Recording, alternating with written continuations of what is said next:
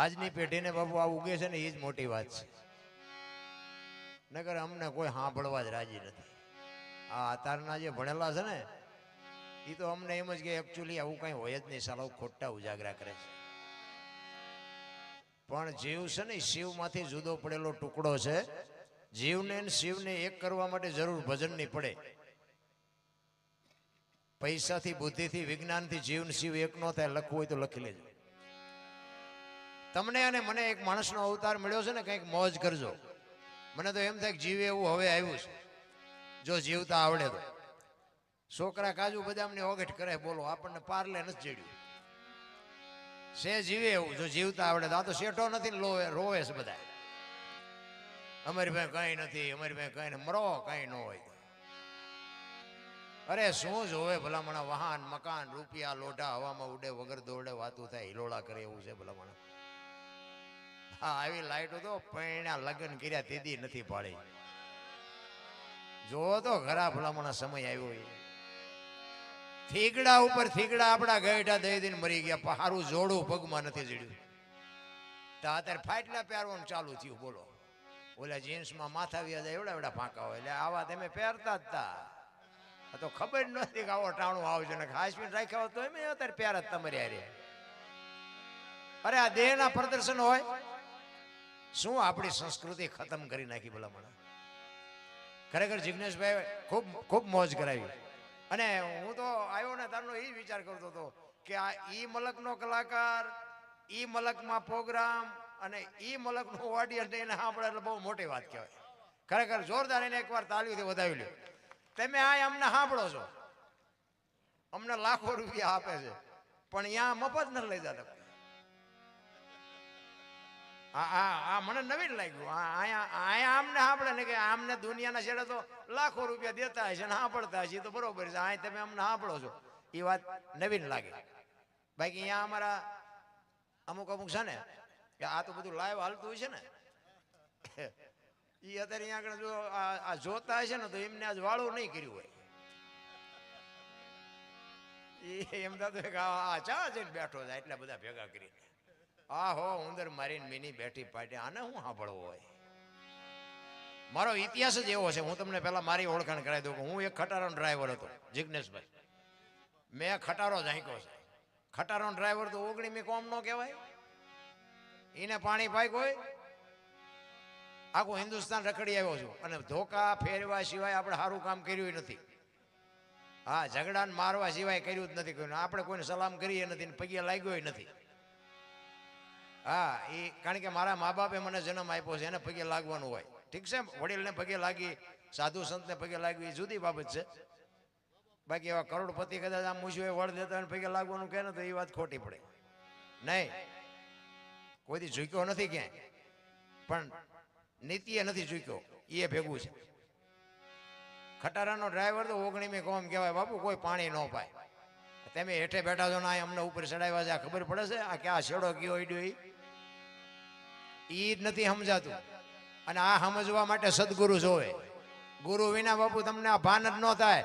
આપણા માત પિતા છે ને એ આપણા ગુરુ છે 100%. પણ જન્મ આપીએ કે લાલન પાલન કરીએ કે બોલતા બેહતા ખાતા પીતા બધું શીખવે આપણા ગુરુ છે 100%.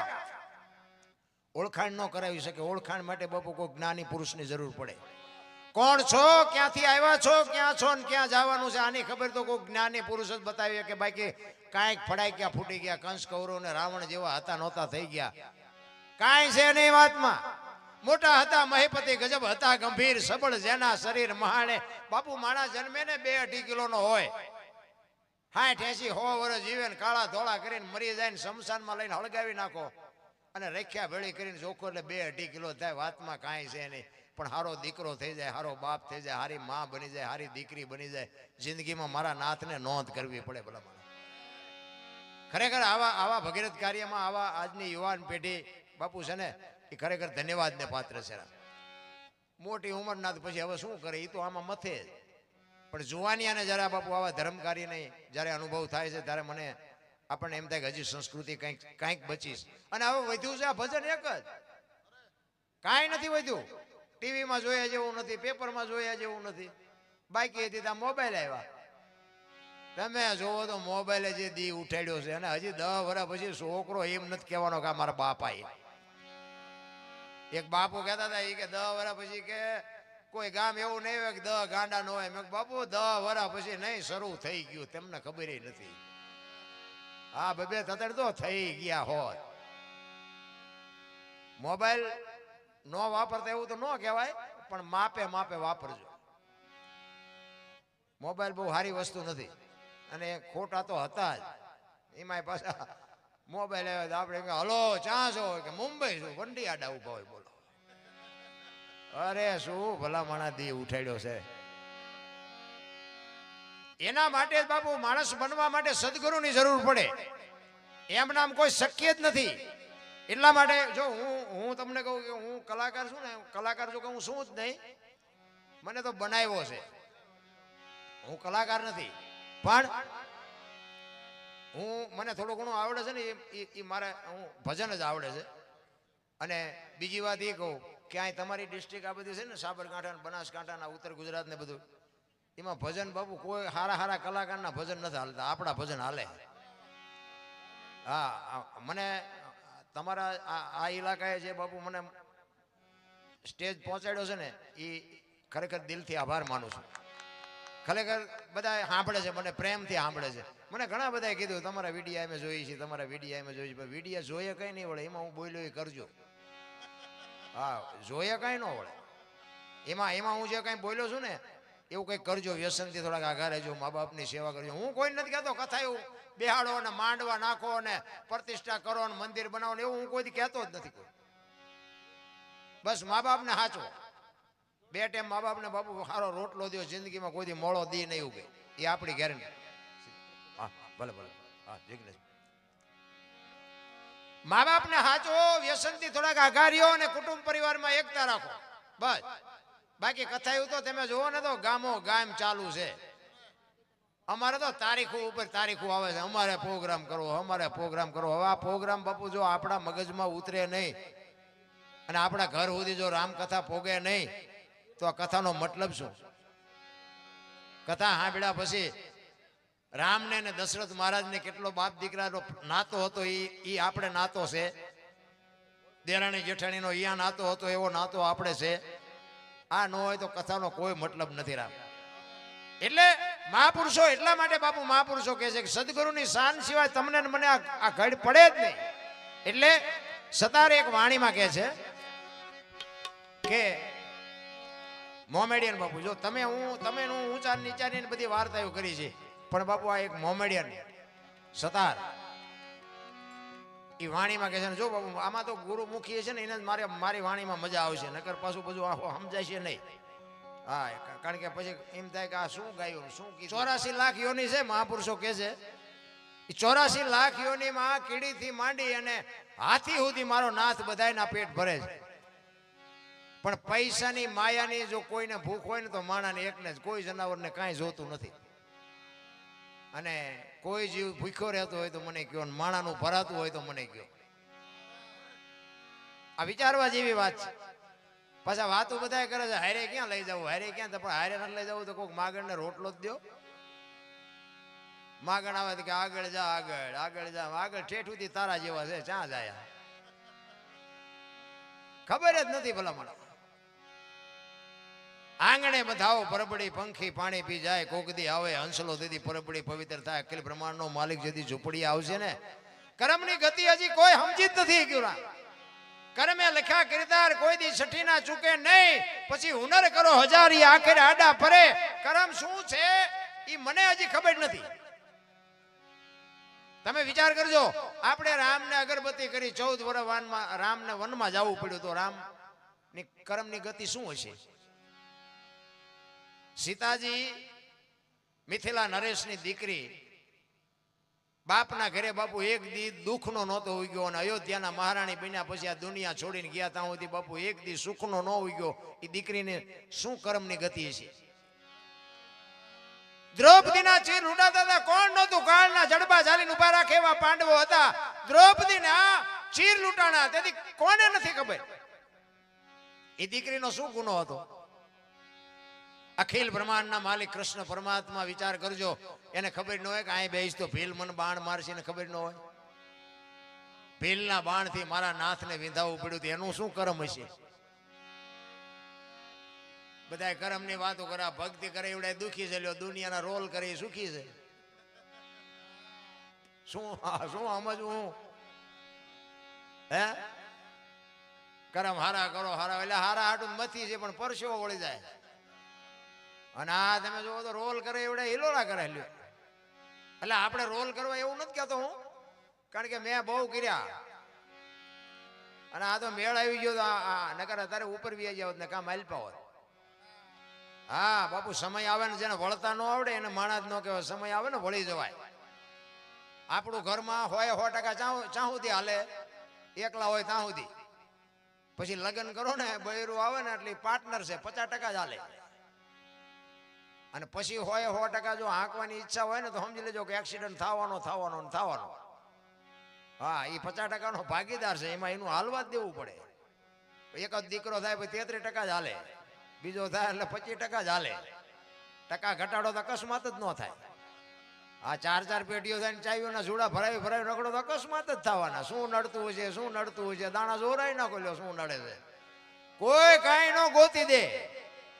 કર્મની ગતિની કોઈને ખબર જ નથી. ભલામણા ગંગાનો પુત્ર ભીષ્મ, તમે વિચાર કરજો, થઈ થાવીને થાશે આવો ત્રિકાળ જ્ઞાની મહાપુરુષ, કાલ શું બનવાનું છે ઈ જેને ખબર હોય એને છેલ્લે બાણની પથારીમાં હોવું પડ્યું. શું એનું કર્મ હશે? વિચાર કરજો.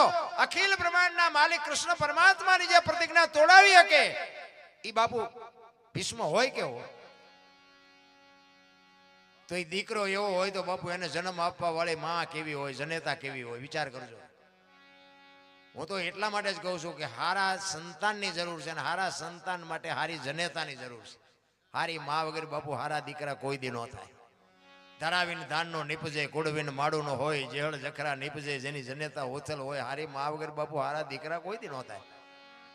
હું તો આ બેનો દીકરીઓ આટલી બધી સંખ્યામાં બેઠા બેનોને હું ખાસ કહું કે હારા દીકરા જોતા હોય ને તો ઉદરમાં સંતાનનો વિકાસ થતો હોય, અને જન્મ થયા પહેલા રામાયણ ને ગીતાના 5-5 પાના વાંચજો. જો આભને ટેકો દેવું સંતાન ન થાય તો આપણે ભજન ગાવાનું બંધ કરી દઈએ. જરૂર આની છે. વહુ હારો ભેગા પાણી પૂરીયું ખાતા હોય ત્યાં પરજા જેવી થાય. ભગવાન એક દીકરો દે, એક દીકરો શું અહીંયા ગોદામ છે એમ તમે કોણ દીકરો દઈ દે? આની માટે વાપવું પડે. રામ, હારી જનેતા વગર બાપુ હારા સંતાન કોઈથી ન થઈ શકે. હું તો એટલે બેનું ને કહું, તમે ભગવાને આપ્યું હોય, ખાવ પીવો, વાપરો, મોજ કરો, પણ દેહના પ્રદર્શન ન હોય. આ ફેશનનું માપ રાખજો, ને કે તમે ધારો છો એવી દુનિયા હારી નથી. હા, એક લખી લેજો. અમુક મારી વાતો તમને કડવી લાગશે, પણ સીતારામ ન કરો તો આપણને કઈ બહુ ફેર નથી પડતો. હા, હું તો હું છે ને મેં કીધું જો થોડુંક મારું હાલે ને તો મારે તો આ જ જાહેરાત કરવાની છે. હું કોઈને કહેતો નથી કથાયું બેવડો ને પૂંછડું કરો ને ઢોકળું ગાયું હાટું કરો. અરે ગાયું હાટું નામ, ગાયુંના નામ લઈને ખાઈ જાય ખૂંટિયા. કોઈને કઈ બીક જ નથી. ભગવાનનું ખાઈ જાય, માતાજીનું ખાઈ જાય, ગાયોનું ખાઈ જાય. ચા જાય છે ખબર જ નથી પડતી. બોલો, અમને ઘણા કે ગાયું હાટું પ્રોગ્રામ કરો. ગાયું હાટું કરો, ખૂંટી હાટું કરો, અમારા એટલા થાય છે. હા, જે કરવું એ કરો, કારણ કે કોઈને કાંઈ છે જ નહીં. ભલા ખાઈ જવું છે, બીજી વાત નહીં. અરે ગાયું હાટું એટલે આટલા બધા પ્રોગ્રામ થાય છે, આટલા બધા ફાળા થાય છે, આટલા બધા રૂપિયા માણા આપે છે, તો આ ગાયું રખડતી બંધ નથી થતી. આ બધું ખાઈ કોણ જાય છે? નથી લાગતું ખૂંટિયા ખાઈ જતા હોય એવું? એટલે કીધું જે કરતા હોય બાકી અમારા એટલા થાય છે. ગાયું ખાય, ખૂંટિયા ખાય, જે ખાય. અરે મારા રામ ભલામણા, જોવો તો ખરા કઈ નું કઈ કરવું, ધર્મના નામે ધતિંગ નકરા હાંકવાના. એટલા જ માટે કહું છું કે મા બાપની સેવા કરો, કુટુંબ પરિવારમાં એકતા રાખો, વ્યસનથી થોડાક આઘાર્યો. અને એમાં કોથળીનું વ્યસન હોય ને તો મુકાવા નથી આવ્યો, પણ હું તો ના પાડું છું. ઈ હોય ને તો બાપુ એનો મેળ પડે તો એને અલવિદા કહી દઈએ. ઈ એક વસ્તુ બાપુ એવી છે ને, એમાં કેવી બરબાદી છે તમારે જોવી હોય તો હાલો મારી ભેગા, હું તમને દેખાડું કેટલી બરબાદી છે. એમાં હારા વાટ નથી, એટલું સમજી લેજો. પૈસા દઈને આવી બરબાદી કરાય નહીં. વ્યસનથી થોડાક આગળ રહેજો. કુટુંબ પરિવારમાં એક કઠિયારો કુવાડા ટીપાવી નીકળ્યો ને, જંગલના ઝાડવા રોવા મીડ્યા. ઈ ઝાડવા રોતા હતા ને, મોટા ઝાડવા હતા, એને કીધું શું કામ રોસ? એટલે ઝાડવાએ કીધું કે ઓલો કઠિયારો કુવાડા ટીપાવીને ગયો ની વેલો મોડો કે કાપી નાખશે. તેથી વૃદ્ધ ઝાડ હતા ને એને બહુ સરસ જવાબ આપ્યો. ઈ કે કઠિયારાની તાકાત નથી ને કુવાડાની તાકાત નથી, પણ માલપા હાથા આપણા હશે જોઈજો. ઈ કે હાથા નો બનો કોઈ દી કોઈ નો કાપી શકે. એમ કુટુંબ કોઈ બી નું હોય, કુટુંબ પરિવારમાં যদি વિખવા જાગે તેથી ઊંડા ઉતરીને જોજો એકાદો હાથો આપણો હોય ને, કોઈની તાકાત નથી બાપુ જો કુટુંબમાં બાપુ કોઈ લાંબો હાથ કરી શકે. એક કોઈ સમાજ ગમે 18 વર્ણમાં કુટુંબની જો એકતા હોય ને તો જ બાપુ જીવવાની મજા આવશે. બાકી વાતમાં કાંઈ છે નહીં. અત્યારે છે ને આપણા જ આપણને નડે છે. આ મોબાઈલ ખોલો તો આમાં કોણ નડે છે? આપણા જ આપણા ટાંટિયા નથી તાણતા. અને આપણા આપણને નડે ને એટલે સમજી લેવાનું ઠાકર ત્રાજવી આવ્યો હોય તો જ આપણા આપણને નડે. આ મીરાને કોણ નડ્યું? રાણો. પ્રહલાદને કોણ નડ્યું? એનો બાપ. નરસિંહ મહેતાને કોણ નડ્યું? એની નાત. પોતાના જ નડ્યા. બાકી કરમ કોઈને છોડ્યું નથી. અને મને કઈ ખબર પડતી નથી કરમ શું છે. ધર્મરાજા જેવો ધર્મરાજા ધર્મનું જે રખેવાળી કરતો હોય, પોતાના હક માટે આ 18 દિવસ સુધી યુદ્ધ કરે પોતાના હક માટે, પણ આ બાપુ એક 5 ફૂટ એને જગ્યા ન મળી. તમે વિચાર તો કરો, હિમાલય હાડ ગાળવા જવું પડ્યું. શું કરમની ગતિ હોઈ શકે? તમને મને તો બાપુ મને તો એમ થાય કે અત્યારે સારું સતયુગની શું આપણે વાત કરવાની હોય ને, દ્વાપરની તેતાની શું, અત્યારે બધા કે કળયુગ છે, પણ શું ઘટે છે એ તો મને કયો. કોઈ વસ્તુની કમી નથી રામ, પણ હવે આપણો શેઠો જ નથી તો આપણે શું કરીએ ભલા માણસ?